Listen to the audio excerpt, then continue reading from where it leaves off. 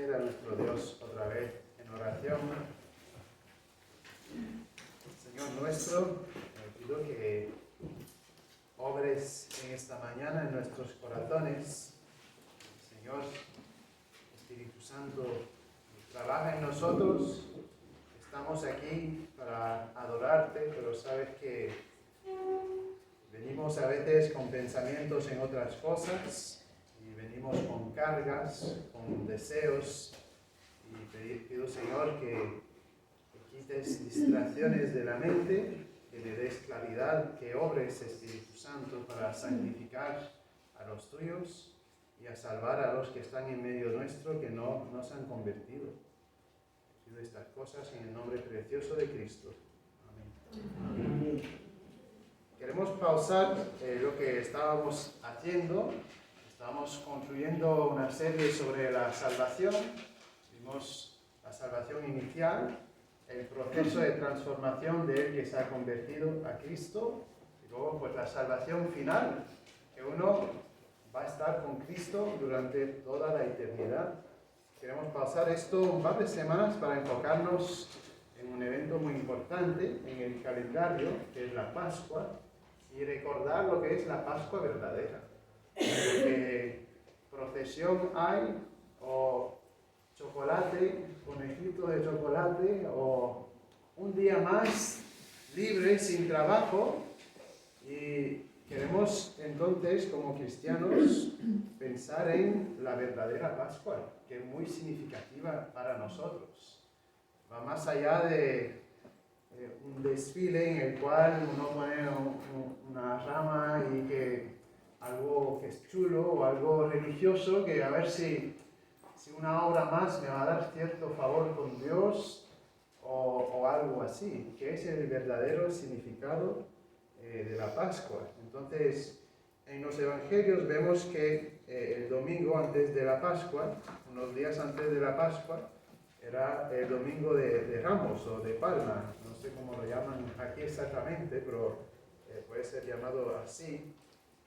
Y corresponde a este domingo. Hablamos de esto un poco esta mañana. Luego, en el fin de semana que viene, Cristo había sido crucificado y resucitó el domingo.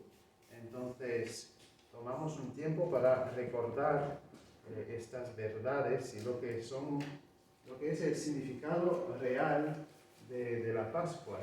Entonces, estamos enfocándonos en el juicio y la crucifixión de Cristo en esta mañana. Y el tema principal del pasaje que estamos viendo tiene que ver con la razón del juicio, la razón de la crucifixión de Cristo. Entonces, estamos en el Evangelio de Juan, estamos viendo los capítulos 18 y 19, entonces a vista de pájaro, digamos, no vamos a ver todos los detalles, que hay mucho territorio, pero vamos a ver este pasaje que nos habla del juicio y la crucifixión de Cristo. El Evangelio de Juan, como sabréis, fue escrito para autentificar, atestiguar que Cristo era el Mesías, era el prometido que había venido. Y esto fue atestiguado mediante señales, la última gran señal, la resurrección de él, pero varias señales que él hizo, milagros, para señalar que él era Cristo. Y hubo entonces la resurrección de Lázaro de los muertos y declaraciones acerca de su deidad, como la de antes de que Abraham fuese, yo soy, él es eterno. Entonces esto es el libro en sí para atestiguar que él era el Mesías y para que nosotros creamos en él. Ese es el propósito. La Pascua, la primera Pascua, la vemos en Éxodo 12. ¿Y qué pasó ahí? Bueno, el pueblo de Israel estaba cautivo en Egipto. El faraón no quería liberarlos. Entonces el Señor mandó plagas. Y la 10ª plaga fue la más fuerte, la muerte del primogénito, ¿no? ¿Y qué pasó? Bueno, ellos tenían que sacrificar un cordero sin mancha y luego poner la sangre del cordero en los postes y en el dintel de la casa. Entonces, afuera en la puerta, en los lados y arriba. Y todo aquel que había obedecido, pues no iba a padecer el sufrimiento de muerte en su casa. Entonces, la Pascua apuntaba hacia una salvación más grande en Cristo Jesús. Y la Pascua esta, entonces, salvó, ¿no?, el primogénito, pero además de esto,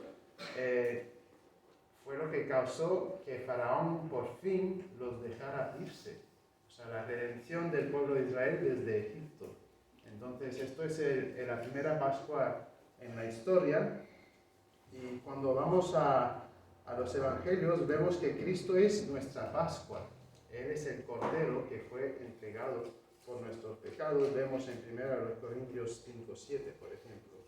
En fin, esto es un trasfondo de la Pascua, ¿no? En este pasaje vemos tres cosas: Cristo detenido, Cristo juzgado, Cristo crucificado. Y vamos a iniciar leyendo Juan 18, 1 al 11, en lo cual vemos a Cristo detenido. ¿Vale? Primero, Cristo detenido, Juan 18, 1 al 11. Dice lo siguiente en Juan 18, 1 en adelante: habiendo dicho Jesús estas cosas, salió con sus discípulos al otro lado del torrente de Cedrón, donde había un huerto, en el cual entró con sus discípulos. Y también Judas, el que le entregaba, conocía aquel lugar, porque muchas veces Jesús se había reunido ahí con sus discípulos. Judas, pues, tomando una compañía de soldados y alguaciles de los principales sacerdotes y de los fariseos, fue ahí con linternas y antorchas y con armas. Pero Jesús, sabiendo todas las cosas que le habían de sobrevenir, se adelantó y les dijo: ¿a quién buscáis? Y le respondieron: a Jesús Nazareno. Jesús les dijo: yo soy. Y estaba también con ellos Judas, el que le entregaba. Cuando les dijo: yo soy, retrocedieron y cayeron a tierra. Volvió pues a preguntarles: ¿a quién buscáis? Y ellos dijeron: a Jesús Nazareno. Respondió Jesús: os he dicho que yo soy. Pues si me buscáis a mí, dejad ir a estos, para que se cumpliese aquello que había dicho: de los que me diste no perdí ninguno.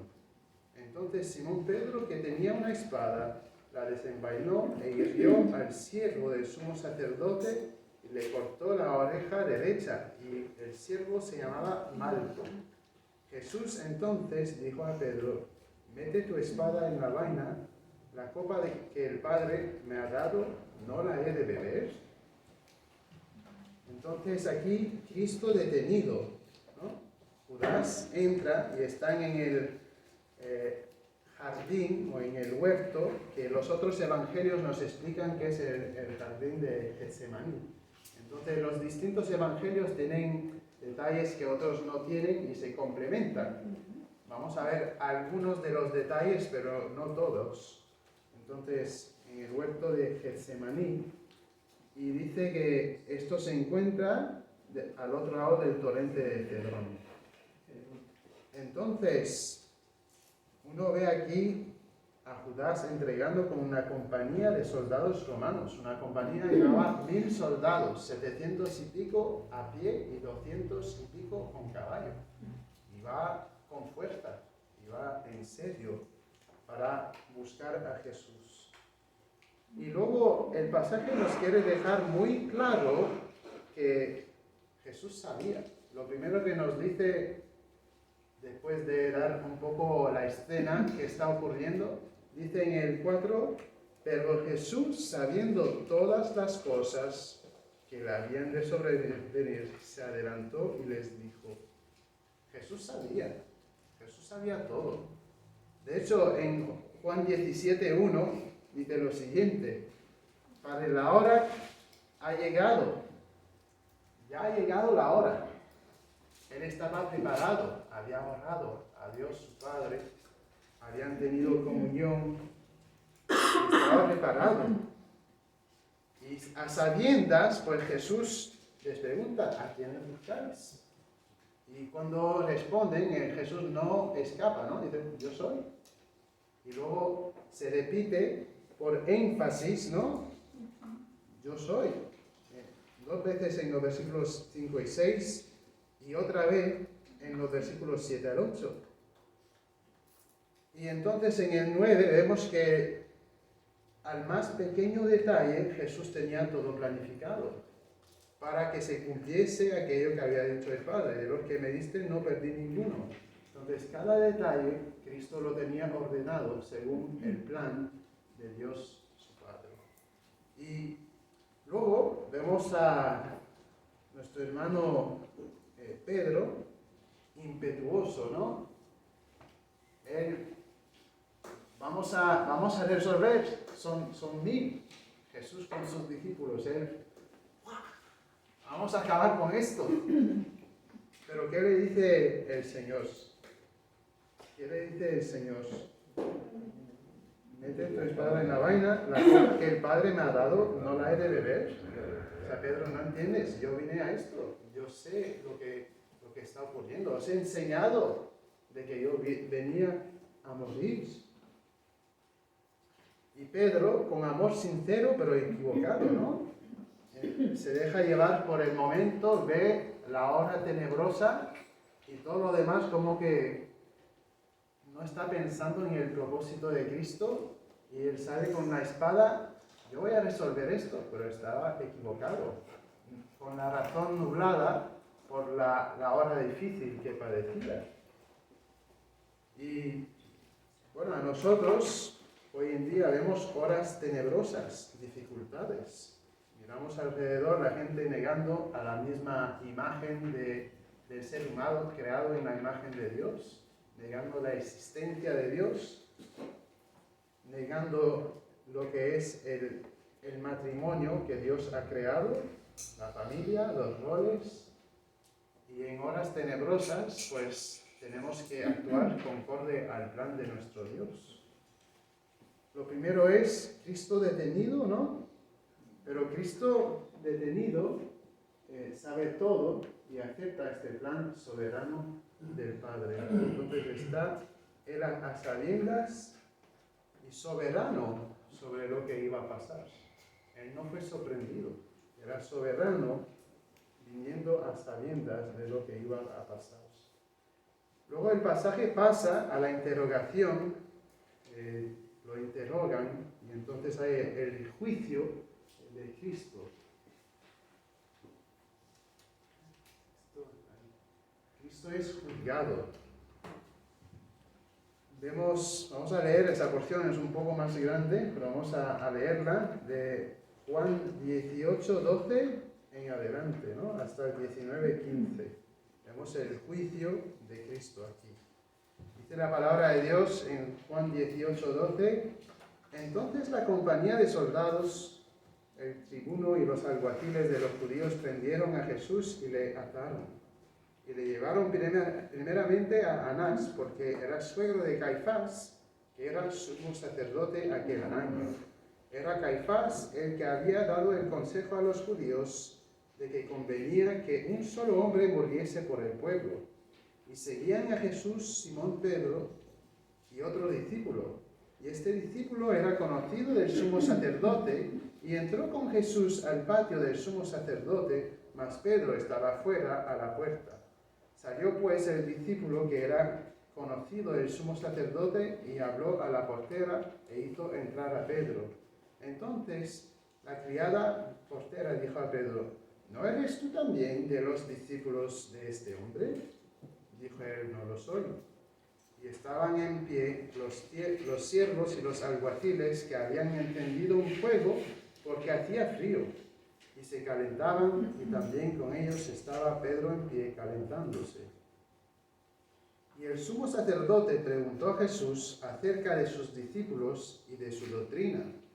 Jesús le respondió: yo públicamente he hablado al mundo, siempre he enseñado en la sinagoga y en el templo, donde se reúnen todos los judíos, y nada he hablado en oculto. ¿Por qué me preguntas a mí? Pregunta a los que han oído que les haya yo hablado, he aquí, ellos saben lo que yo he dicho. Cuando Jesús hubo dicho esto, uno de los alguaciles que estaba ahí le dio una bofetada, diciendo: ¿así respondes al sumo sacerdote? Jesús le respondió: si he hablado mal, testifica en qué está el mal, y si bien, ¿por qué me golpeas? Anás entonces le envió atado a Caifás, el sumo sacerdote. Estaba pues Pedro en pie calentándose y le dijeron: ¿no eres tú de sus discípulos? Él negó y dijo: no lo soy. Uno de los siervos del sumo sacerdote, pariente de aquel a quien Pedro había cortado la oreja, le dijo: ¿no te vi yo en el huerto con él? Negó Pedro otra vez, y enseguida cantó el gallo. Llevaron a Jesús de casa de Caifás al pretorio. Era de mañana, y ellos no entraron en el pretorio para no contaminarse, y así poder comer la Pascua. Entonces salió Pilato a ellos y les dijo: ¿qué acusación traéis contra este hombre? Respondieron y le dijeron: si este no fuera malhechor, no te lo habríamos entregado. Entonces les dijo Pilato: tomadle vosotros y juzgadle según vuestra ley. Y los judíos le dijeron: a nosotros no nos está permitido dar muerte a nadie, para que se cumpliese la palabra que Jesús había dicho, dando a entender de qué muerte iba a morir. Entonces Pilato volvió a entrar en el pretorio y llamó a Jesús y le dijo: ¿eres tú rey de los judíos? Jesús le respondió: ¿dices tú esto por ti mismo o te lo han dicho otros de mí? Pilato le respondió: ¿soy yo acaso judío? Tu nación y los principales sacerdotes te han entregado a mí. ¿Qué has hecho? Respondió Jesús: mi reino no es de este mundo. Si mi reino fuera de este mundo, mis siervos pelearían para que yo no fuera entregado a los judíos. Pero mi reino no es de aquí.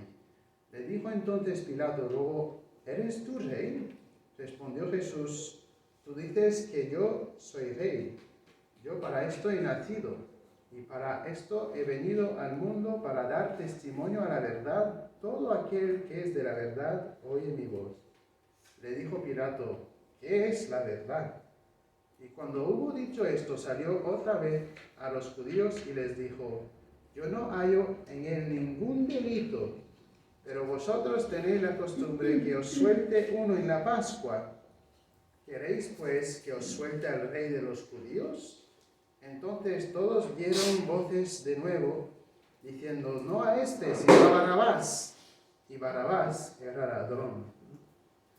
Así que entonces tomó Pilato a Jesús y la azotó, y los soldados entretejieron una corona de espinas y la pusieron sobre su cabeza, y le vistieron con un manto de púrpura, y le decían: salve, rey de los judíos, y le daban bofetadas.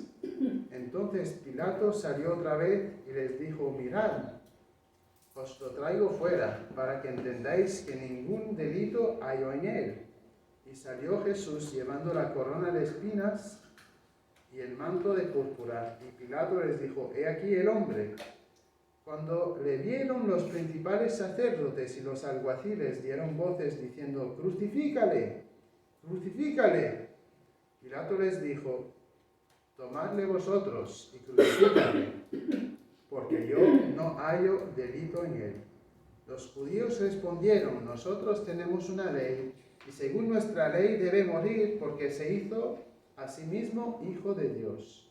Cuando Pilato oyó decir esto, tuvo más miedo, y entró otra vez en el pretorio y dijo a Jesús: ¿de dónde eres tú?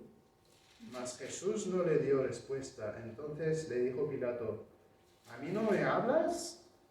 ¿No sabes que tengo autoridad para crucificarte y que tengo autoridad para soltarte?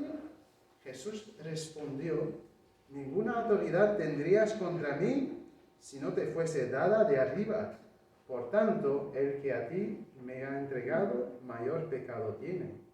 Desde entonces procuraba Pilato soltarle, pero los judíos daban voces diciendo: si a este sueltas, no eres amigo de César.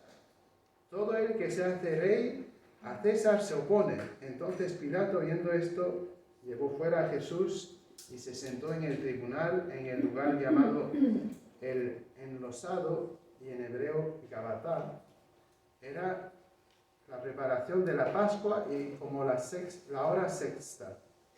Entonces dijo a los judíos: he aquí vuestro rey. Pero ellos gritaron: fuera, fuera, crucifícale. Pilato les dijo: ¿a vuestro rey he de crucificar? Respondieron los principales sacerdotes: no tenemos más rey que César. Así que entonces lo entregó a ellos para que fuese crucificado. Tomaron pues a Jesús y le llevaron. Entonces, aquí hay el juicio de Cristo, ¿no? Cristo es juzgado y tiene dos juicios. Tiene un juicio por los judíos y un juicio por los romanos. Y tenemos como intercalado en esto el episodio de Pedro. Entonces, vamos a ver lo que nos comenta la historia, ¿no? Inicia con Anás y Caifás. Anás, suegro del sumo sacerdote Caifás. Y entendemos que Anás había sido sumo sacerdote antes. Caifás es sumo sacerdote, Anás era sumo sacerdote.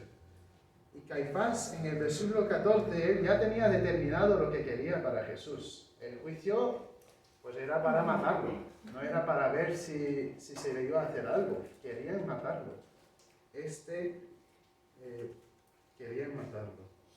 Después, en los versículos 15 al 18, pues lo lastimoso de Pedro, ¿no? Él, impetuoso, unos versículos antes, dispuesto a morir por Cristo, y ahora, pues lo niega. Muy triste. Entonces, vemos, ¿no?, que Pedro está ahí con el otro discípulo que conocía al sumo sacerdote. Entonces llegan ellos a entrar donde Jesús está. ¿Eres tú uno de los discípulos? Ah, no lo soy. No lo soy. Luego la historia cambia y va a hablar de Anás. Yo entiendo que la primera mención en el versículo 19, cuando habla del sumo sacerdote, habla de Anás. Le daban ese título por influencia, porque él había sido sumo sacerdote. En el versículo 24 vemos que luego Anás entrega a Jesús al sumo sacerdote. Entonces, Anás tiene esta interrogación preliminaria y Jesús le responde: bueno, ¿por qué no preguntas a los que yo he enseñado? Yo he enseñado esto no en secreto, en público. Y Jesús lo que estaba haciendo era apelación a testigos, que era lo normal, que tendrían testigos. Y bueno, Anás, pero no le hace caso, y uno de ellos le da una bofetada a Cristo, que así no nos vas a hablar.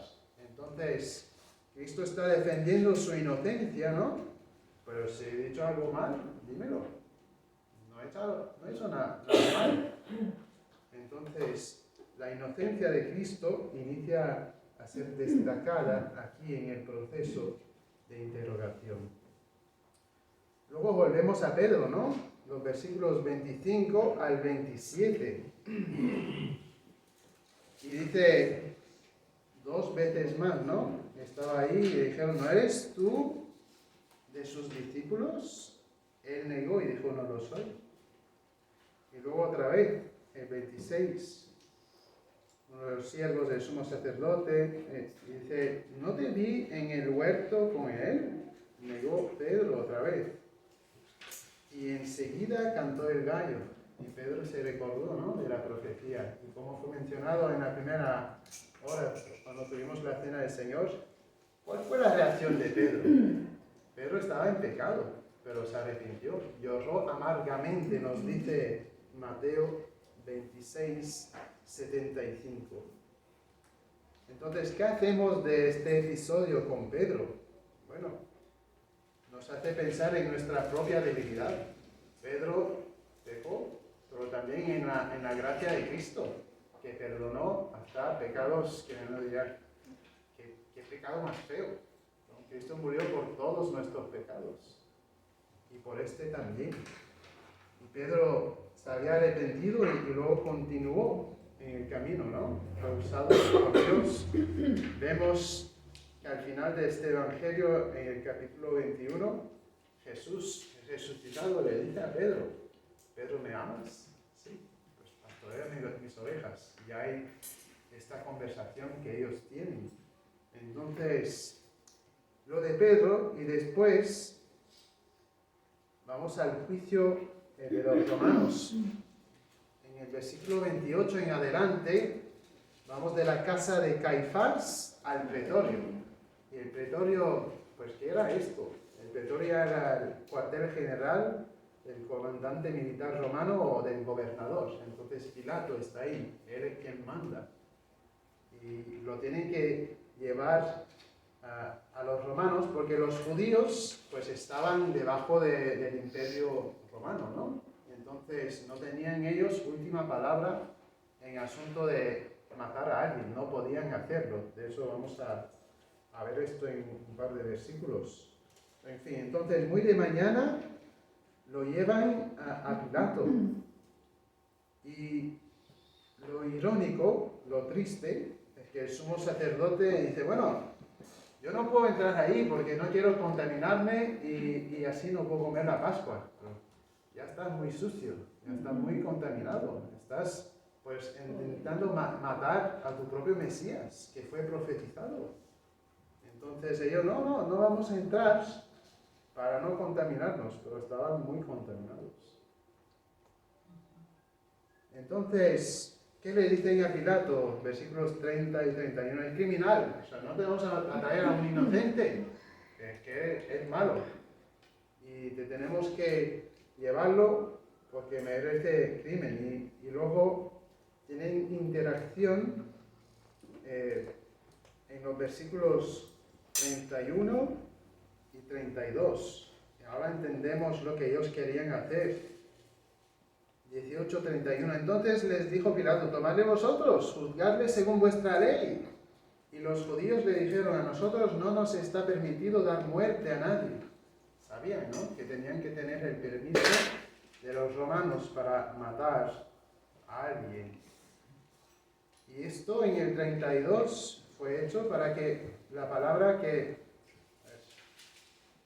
se cumpliese la palabra que Jesús había dicho, dando a entender de qué muerte iba a morir. ¿Y qué es esto? Bueno, los judíos solían apedrear o lapidar a alguien, así es que mataban.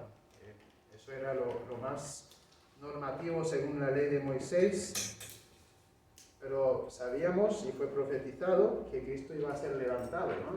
En Juan 3:14, iba a ser levantado en una cruz. Y para que se cumpliese la palabra de Dios, pues tenía que ser los romanos que tendrían la última palabra ahí, pues para ser crucificado, que era la manera de los romanos a matar a alguien. Entonces, tenemos la conversación que continúa después de esa profecía cumplida también. Vemos la soberanía de Dios muy puntualmente en cada detalle profético en este pasaje. Profecías cientos de años antes de Cristo al detalle, algunas profecías miles de años antes de Cristo al detalle. La conversación entre Jesús y Pilato, el juicio continúa, ¿no? 18:33. ¿Eres tú rey de los judíos? Y entonces Jesús dice, ¿lo dices tú o lo dicen los demás? Y Pilato habla de que la nación me ha entregado y tal, ¿qué has hecho? Y Jesús le dice a Pilato, mira, que no entiendes. Mi reino no es de este mundo. Yo no vine para conquistar a Jerusalén, a Judea. Yo no vine a conquistar el imperio romano. Mi reino es espiritual. Yo vine a entregarme para los pecados del mundo. Y es cierto que Cristo volverá un día, subyugará, no sé si es así la palabra, subyugará al malvado sistema mundial y sí establecerá su reino en el ámbito terrestre. Pero de momento, Cristo está ahora reinando a la diestra del Padre y está reinando en el corazón de los creyentes. Está preparando a ciudadanos de su reino y un día volverá para establecer a su reino. Pero diciéndole a Pilato, es que no entiendes. Yo no vine para conquistar a Roma. Si fuese el caso, pues le habría dicho a Pedro y a los demás, pues vamos con más espadas, ¿no? Y habría dicho, bueno, llamo a ángeles, que en otro evangelio dice a Pedro, hay más detalles, ¿no? Pues Pedro, que si yo quisiese, había llamado a 12 legiones de ángeles, que son 72.000 ángeles. Y así se acaba con los soldados romanos. El propósito de Cristo fue que Él vino para dar testimonio de esta verdad. Y luego Pilato le dice, pero ¿qué verdad es? Está rechazando, ¿no?, lo que Cristo le dice. ¿De qué verdad? Y al final se reitera y se va reenfatizando la inocencia de Cristo. En el versículo 39 Pilato dice, yo no hallo ningún delito en él, él es inocente. Entonces, él intenta liberar a Cristo, ¿no? En el 39, que es costumbre, yo no hallo ningún delito en él, y es costumbre que liberemos a algún criminal, entonces a ver si liberan a Cristo. No, mejor liberemos a un ladrón. ¿Pero quién quiere liberar a un ladrón? Yo recuerdo cuando estuvimos en Dominicana, nos encantó servir ahí al Señor. Una cosa que allí los ladrones no se castigaban mucho. Y en los primeros años donde vivíamos en una comunidad, había un grupo de WhatsApp, 200, 300 casas, y cada semana se vacía la casa de uno. Uno llegaba a casa y había habido una mudanza sin que sabían, ¿no? Alguien se había llevado todas sus cosas. Pues no se quieren los ladrones, pero preferían, por odio a Jesús, matarlo a él, aun siendo inocente, que un ladrón. Nadie quería a este ladrón, pero mejor matar al inocente por ellos. Entonces, luego, pues Pilato mandó a torturar a Cristo, una tortura pues de las más terribles. Lo azotaron, dice el pasaje, ¿no? En el 19, 1, y la azotó. Y los látigos para azotar eran de pedazos de piel y tenían al final pedazos de hierro o de hueso que te deshacía la espalda. Algo terrible. Y esto en sí podía matar a la víctima, los látigos en sí. Entonces, azotaron a Cristo, la corona de espina, y luego pues se burlaron de él más, ¿no? Bueno, tú que eres rey, pues ponte este manto de púrpura y vamos a ponerte ahí con tu corona de espina como rey. Y le dieron bofetadas. El versículo 4, enfatizando, quizás, no sé, Pilato está esperando bueno, le hemos dado buen castigo, entonces quizás lo van a soltar. Repite otra vez, en el 4, entonces Pilato salió otra vez y les dijo, mirad, os lo traigo fuera, para que entendáis que ningún delito hay en él. Ya basta, es inocente. ¿Y cuál fue la respuesta de ellos? Crucifícalo. No tenemos más rey que César. Él se hizo a sí mismo hijo de Dios, versículo 7, pues a crucificarlo. Y ahí le entró miedo a Pilato. Y él había escuchado, ¿no?, de todos los milagros de Cristo. Cristo era conocido y le entró miedo. Y entonces de ahí surge la pregunta y vuelve a hablar de la autoridad y del reino de Cristo, ¿no? ¿De dónde eres? No le contesta Cristo. Y Pilato, es que no sabes que yo tengo la autoridad para crucificarte o soltarte. Y Cristo dice, no, la única autoridad que tienes es porque viene de arriba, viene de mi Padre. Yo aquí estoy porque quiero estar. Y uno piensa, bueno, desgraciadamente muchas veces un criminal supo escapar a la justicia. Y por otro lado, desgraciadamente, algún inocente fue condenado, pero es porque no podía escapar. Pero aquí tenemos al inocente que dice, yo soy inocente, no tienen la autoridad, la tengo yo, y estoy aquí porque es el plan de mi Padre. Él tiene la autoridad y estoy aquí porque quiero estar aquí para cumplir el plan de mi Padre. Y entonces, si continúa ahí, dice otra vez enfatizando la inocencia de Cristo y el querer soltarle en el 12. Desde entonces procuraba Pilato soltarle. Allá entra un miedo que quería soltar a Cristo. Pero luego le culparon con, bueno, si tú lo sueltas, no eres amigo de César. Y César era su jefe. Entonces dice, bueno, si llega algún mensaje a César, pues ya yo me fui, me van a matar a mí. Y gritaron para crucificarle, entonces al final dijo, bueno, ya no me va a salir mal de manera u otra y eso es mejor, entonces pues lo entrego para crucifixión. La inocencia de Cristo es lo enfatizado aquí, ¿no? Cristo es inocente. Y el Cordero tenía que ser inocente, el Cordero de Pascua. 1 Corintios 5:7 nos habla de que Cristo es nuestro Cordero de Pascua. Y Él pudo entonces ofrecerse porque era inocente. Es muy enfatizado en el pasaje de que Él pues, era inocente. Él no tenía pecado. Y es por esto que Él podía ser ofrecido. Juan 1:29 dice que Cristo es el Cordero de Dios que quita el pecado del mundo. Nosotros no somos inocentes, todos tenemos pecado, somos sucios de pecado. Romanos 3:10 dice que no hay nadie que sea bueno.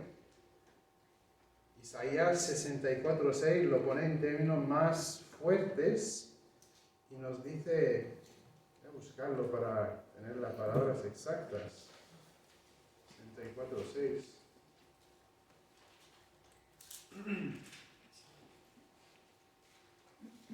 Y todos nosotros somos como suciedad, y todas nuestras justicias como trapo de inmundicias. Un trapo de inmundicia es pues un trapo de este tiempo del mes de una mujer. Somos sucios así. La mejor obra que yo pueda intentar hacer para Dios es tintada de pecado y Dios no la acepta, por lo tanto. Y entonces, aunque uno dice, bueno, es que no soy malo, no he matado a nadie o esto o lo otro, pero todos hemos mentido, nos hemos errado, hemos pecado de múltiples formas. Y por lo tanto, no somos inocentes y nuestras obras no alcanzan a Dios. Una ilustración que creo que refleja esta verdad es la de un puente largo. Nosotros estamos de este lado del puente y Dios del otro. Un puente largo que no lo vemos hasta su final, su fin. Y hay entonces este puente que es Cristo. Luego hay otro puente largo que uno no ve hasta el final, que es de las obras o de mi manera de llegar a Dios. Y mucha gente dice, no, que yo voy bien, yo soy buena persona. Y van andando en este camino del puente, pero es que no llega a Dios. Lo que tiene como fin es que cuando muere, al no haber escogido el único camino a Dios, pues se caen habiendo llegado al fin del puente y se caen en el infierno. Esto es el puente que no llega. Y entonces, otro versículo, ¿no? San Juan 14:6 dice, Jesús, yo soy el camino, la verdad y la vida. Nadie viene al Padre sino por mí. Es que no hay más camino. Cristo es el único camino. El camino este de yo ser bueno o de las obras no llega. Cristo es el puente entre el humano y Dios el Padre. Es el único medio que llega a Dios el Padre, porque Él era inocente y Dios aceptó su sacrificio, como vamos a ver. Lo último del pasaje es Cristo crucificado. Cristo crucificado en el 19, 16, o 17 hasta el 42. Vamos a leer esta porción. Juan 19, 17 en adelante dice: y él, cargando su cruz, salió al lugar llamado de la Calavera, y en hebreo Gólgota. Y ahí le crucificaron, y con él a otros dos, uno a cada lado, y Jesús en medio. Escribió también Pilato un título que puso sobre la cruz, el cual decía: Jesús Nazareno, Rey de los judíos. Y muchos de los judíos leyeron este título porque el lugar donde Jesús fue crucificado estaba cerca de la ciudad. Y el título estaba escrito en hebreo, en griego y en latín. Dijeron a Pilato los principales sacerdotes de los judíos: no escribas Rey de los judíos, sino que él dijo: soy Rey de los judíos. Respondió Pilato: lo que he escrito, he escrito. Cuando los soldados hubieron crucificado a Jesús, tomaron sus vestidos e hicieron 4 partes, una para cada soldado. Tomaron también su túnica, la cual era sin costura, de un solo tejido de arriba abajo. Entonces dijeron entre sí: no la partamos, sino echemos suertes sobre ella, a ver de quién será. Esto fue para que se cumpliese la escritura que dice: repartieron entre sí mis vestidos y sobre mi ropa echaron suertes. Y así lo hicieron. Los soldados estaban junto a la cruz de Jesús, su madre, y la hermana de su madre, María, la mujer de Cleofás, y María Magdalena. Cuando vio Jesús a su madre y al discípulo a quien él amaba, que estaba presente, dijo a su madre: mujer, he ahí tu hijo. Después dijo al discípulo: he ahí tu madre. Y desde aquella hora el discípulo la recibió en su casa. Después de esto, sabiendo Jesús que ya todo estaba consumado, dijo: para que la escritura se cumpliese, tengo sed. Y estaba ahí una vasija llena de vinagre. Entonces ellos empaparon en vinagre una esponja y poniéndola en un hisopo, se la acercaron a la boca. Cuando Jesús hubo tomado el vinagre, dijo: consumado es. Y habiendo inclinado la cabeza, entregó el espíritu. Entonces los judíos, por cuanto era la preparación de la Pascua, a fin de que los cuerpos no quedasen en la cruz en el día de reposo, pues aquel día de reposo era de gran solemnidad, rogaron a Pilato que le quebrasen las piernas y fuesen quitados de ahí. Vinieron pues los soldados y quebraron las piernas al primero y asimismo al otro que había sido crucificado con él. Mas cuando llegaron a Jesús, como le vieron ya muerto, no le quebraron las piernas, pero uno de los soldados le abrió el costado con una lanza y al instante salió sangre y agua. Y él que lo vio da testimonio, y su testimonio es verdadero, y él sabe que dice verdad, para que vosotros también creáis. Porque estas cosas sucedieron para que se cumpliese la escritura: no será quebrado hueso suyo. Y también otra escritura dice: mirarán al que traspasaron. Después de todo esto, José de Arimatea, que era discípulo de Cristo, de Jesús, pero secretamente por miedo de los judíos, rogó a Pilato que le permitiese llevarse el cuerpo de Jesús. Y Pilato se lo concedió. Entonces vino y se llevó el cuerpo de Jesús. También Nicodemo, el que antes había visitado a Jesús de noche, vino trayendo un compuesto de mirra y de aloes como 100 libras, o 45 kilos. Tomaron pues el cuerpo de Jesús y lo envolvieron en lienzos con especies aromáticas, según es costumbre sepultar entre los judíos. Y en el lugar donde había sido crucificado había un huerto, y en el huerto un sepulcro nuevo, en el cual aún no había sido puesto ninguno.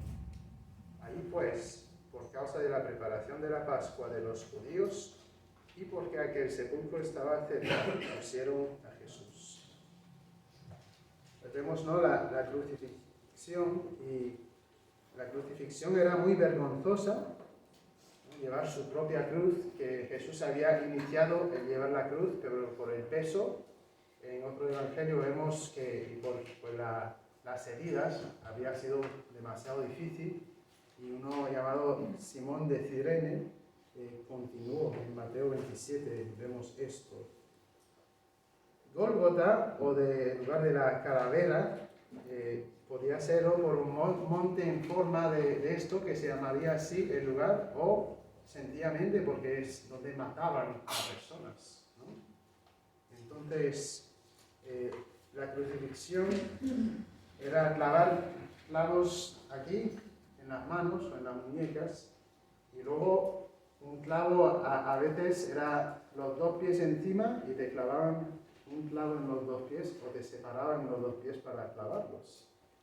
Y la crucifixión era muerte, lenta y dolorosa. Entonces, era algo muy bien pensado por los romanos. Uno se moría de asfixia. Y entonces tenían que subirse para arriba y, bueno, pensarlo, ¿no?, con las llagas en las manos, en los pies, para poder entonces respirar. Y es por eso que iban a romper las piernas, porque con las piernas rotas pues uno no podía subirse, y pues moría entonces más rápido, claro, además de los derrames de sangre y tal que habría causado. En fin, entonces una muerte muy cruel, y Jesús como un criminal a cada lado.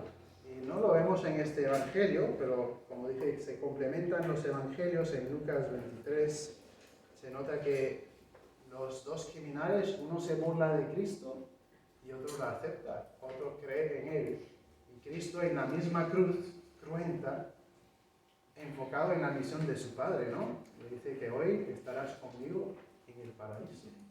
Entonces, en esta misma hora, pues, enfocado en su misión para cumplirla perfectamente hasta el fin. Luego hay más desprecio, burla y conflicto. Pues Pilato, yo voy a decir que ese es vuestro rey, ¿no? Y los judíos, no, que no digan esto, que no es nuestro rey. Pues lo dije. Más menosprecio de Cristo. Vemos luego otra profecía que es cumplida, ¿no? Esto en el Salmo 22, que habla de: repartieron entre sí mis vestidos, y sobre mi ropa echaron suertes. Pero qué detalle de profecía, ¿no? Otra vez atestiguando que Cristo sabe todo, y que fue planificado su venida al más pequeño detalle. Y vemos seres queridos de Jesús, su madre, la hermana María, mujer de Cleofás, y luego María Magdalena, que Jesús había liberado de unos demonios, y al discípulo a quien Jesús amaba, que es el apóstol Juan. Y al final dijo que todo había sido consumado, ¿no? Bueno, dijo: tengo sed, para también cumplir otra profecía en el versículo 28. Sabiendo Jesús que ya todo estaba consumado, dijo: para que la escritura se cumpliese, tengo sed. Consumado es, según he leído, un término de contabilidad o de impuestos. El pago es completo. Lo que hizo Cristo en la cruz, pagó completamente, un pago final por todos los pecados nuestros. Esto es lo que pasó. El Padre requería que se derramara sangre como paga de pecado, una vez para siempre, para todos nuestros pecados, por todos nuestros pecados. Consumado es. Y vemos en otro evangelio que el velo del templo se rompió, se partió en Dios, Y lo simbólico de esto es que no hay que ir a un sacerdote para entonces ser intermediario entre nosotros y Dios. Vamos directamente a Dios el Padre a través de Cristo. Y es por eso que necesitamos a Cristo. Sin Cristo no tenemos nada. La gente, bueno, yo creo en Dios, sí, yo tengo mi manera de Dios. Pues sin Cristo no llegas a Dios. Hace falta Cristo. Últimos detalles y la verdad, las historias bíblicas tienen su idea principal hacia el fin. Tenemos esto también aquí. Detenido, juzgado, crucificado, y vamos llegando al final, nos declara la intención de la historia. Tenemos unos detalles, ¿no? Que era el día de preparación de Pascua, y cuando se ponía el sol es cuando se contaba como que ya había iniciado el sábado, vamos, si era el viernes, según ciertos judíos. Entonces ellos pidiendo, mira, según nuestra ley no puede dejar al cuerpo ahí colgado, aunque los romanos ellos sí lo dejaban ahí días para que fueran comidos por aves, les daba igual, pero al judío por su ley no podía hacer esto. Entonces pidieron eso, romper las piernas, y para que entonces morirían antes de ser demasiado tarde, para no contaminarse y para no trabajar el sábado. Entonces esto fue la petición. Y vimos entonces otra profecía, ¿no? De no haberle quebrado hueso. Esa profecía de Éxodo en el versículo 36. Y luego la lanza que le traspasaron, otra profecía. Entonces el propósito de la historia se encuentra en el versículo 35. Y el que lo vio da testimonio. O sea, que hubieron testigos oculares. Y su testimonio es verdadero. Y el que sabe dice la verdad, para que vosotros también creáis. El propósito de esa historia es creer en Cristo. Entonces, si te encuentras ahora todavía sin haber creído en Cristo, sin haberte entregado a Cristo, es otro llamado. Esto es el significado de la Pascua. Nuestro Dios creador mandó a su unigénito para morir por nuestros pecados. Y no esperes, que hay un tiempo de expiración a esta oferta. Arrepiéntete. Deja de vivir en tu propio camino, en tu puente, el cual sea que hayas creado fuera de Cristo, que no llega a Dios. Cámbiate de puente, el único que llega a Dios el Padre, que da perdón de pecados, que da aceptación ante Dios. Y al final, José de Arimatea, que era discípulo, Nicodemo, que no lo dice, no sabemos, pero si él habría estado ahí trayendo mirra y aloe, entendemos que se habría convertido a Cristo, lo más probable, aunque no lo dice exactamente. Pues era ahí para poner Jesús en su sepulcro. Entonces, queremos pensar en esta muerte de Cristo porque somos cristianos, ¿no? Seguidores de Cristo. Y queremos reenfocarnos en tiempos en los cuales la cultura tiene supuestos ritos cristianos que realmente no lo son. Bueno, vamos a echar una palma ahí cuando uno ni conoce de Cristo. O, bueno, otro día libre, que es bueno, en familia, pero recordar en qué consiste la Pascua. Entonces, hermanos, hay interés, hay preguntas, la gente está enfocada en la Pascua, pues aprovechemos para iniciar conversaciones acerca del Evangelio, para dar un tratado, hablarle de Cristo a alguien en este tiempo del año. Y pues Cristo vino, ¿no?, por nuestros pecados, entonces vino para que creyendo en Él, viviéramos en Él. Así que un día más en esta semana, o una semana más bien, vamos creyendo en Cristo, que fue crucificado, para que creamos en Él. Entonces, nos motiva, ¿no? A medida que vienen horas tenebrosas en nuestras vidas, pues al continuar en el camino de Cristo, a compartir su maravilloso evangelio que nos salvó con los que no le conocen. Y uno encontrándose sin Cristo, pues hoy es día de salvación, no esperes, conviértete. Cuando ya des tu último soplo de vida, va a ser muy tarde, ya va a ser tarde. O si Cristo vuelve hoy, yo espero que vuelva muy pronto, nos promete que volverá, no sabemos cuándo. Ya cuando Él haya vuelto, será demasiado tarde. Así que hay que creer en Cristo.